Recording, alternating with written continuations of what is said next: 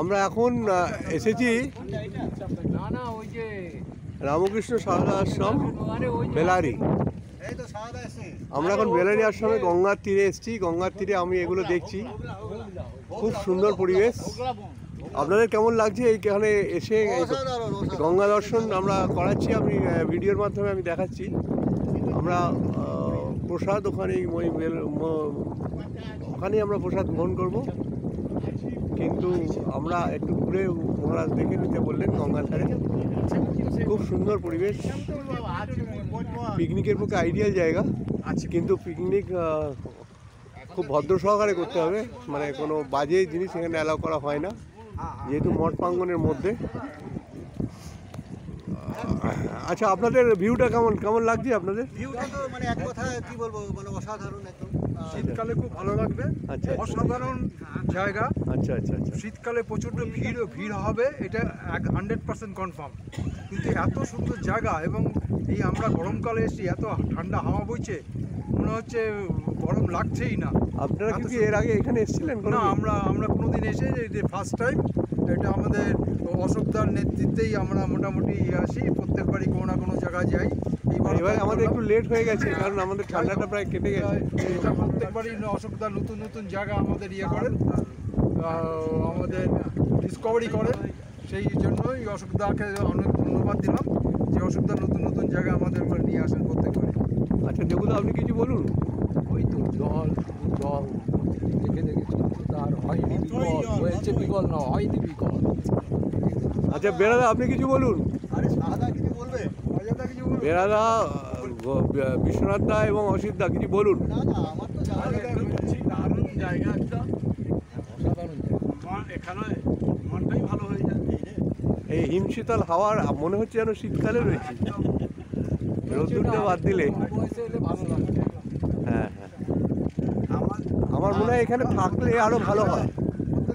লাফিং ক্লাবে আমরা তো একটা লাফিং ক্লাবে আমরা লাফিং ক্লাবে কিছুই না, লাফিং ক্লাবে আমরা পিছনে দাঁড়িয়ে থাকি। প্রত্যেকদিন সকালবেলা মর্নিং ওয়াক করতে যাই আমরা। হ্যাঁ। সেই মর্নিং ওয়াকে গাছের তলায় আমরা বসে সবাই মিলে আড্ডা মারি। হ্যাঁ। সেই আড্ডার থেকেই আমাদের বন্ধুত্ব, আমাদের পরিচিত, এটাই একটা আলাদা অনুভূতি আমাদের। আমরা সবাই প্রত্যেক বছর কোনো না কোনো জায়গায়, গত বছর আমরা গিয়েছিলাম হচ্ছে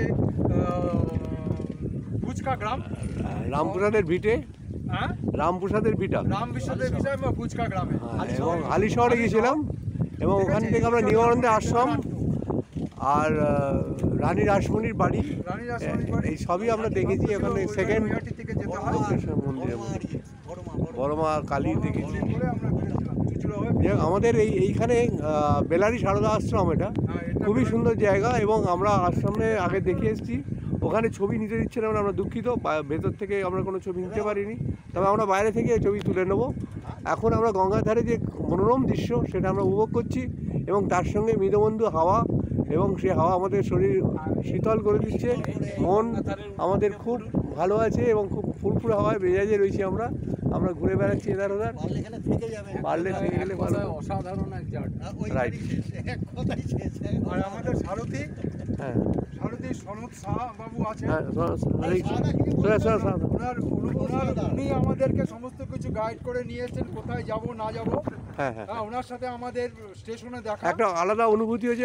ওনার নাম্বার আমি নিয়ে যাব, এবং আমরা যত লোক পাঠাবো ওনার সরি, আর আমরা এই ভিডিওটা ওনাকে উৎসর্গ করবো এখানে, ওনার নামে আমরা করে দেবো, ট্যাগ করে দেবো। উনি সুন্দর, খুব ভালো লোক, হ্যাঁ, এবং উনি খুব উঁচু মনের লোক, এবং উনি এক কথায় চলেছে, এটা একটা ভাববার ব্যাপার। উঁচু মনের লোক। উনি অনেক টাকা ওই ইয়েতে পেয়েছিলেন, 3 লাখ টাকা উনি একটা অটোতে পেয়েছিলেন এক পরিবারে, যারা সাউথে চিকিৎসার জন্য গেছিলেন।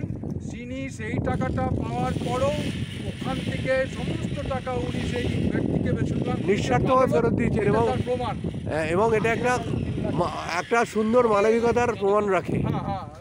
এবং ঠাকুরের এটা অশেষ কৃপা যে উনি এইভাবেই যেন বাকি জীবনটা কাটিয়ে যেতে পারেন, এবং মানুষের দিক থেকে উনি খুবই উন্নত।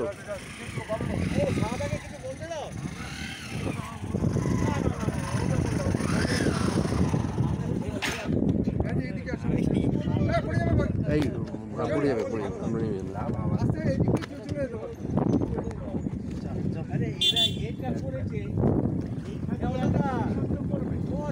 হ্যাঁ হ্যাঁ বলুন।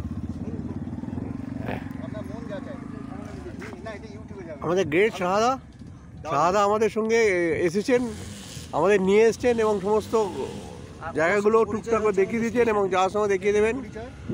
তারপরে ওনার নাম হচ্ছে উনি 58 গাড়ি চালান। এরপরে আমরা ওনাকে বলে দিয়েছি এবং আপনার ফোন নাম্বারটাও দেওয়া থাকবে এখানে এই ইউটিউবের চ্যানেলে, এবং আপনি যা লোক আসবে অশোকদা বলে যে বলবে তাকে আপনি নিয়ে যাবেন নির্ভয়ে, কোনো অসুবিধা নেই। ঠিক আছে, থ্যাংক ইউ। খুব খুশি আপনার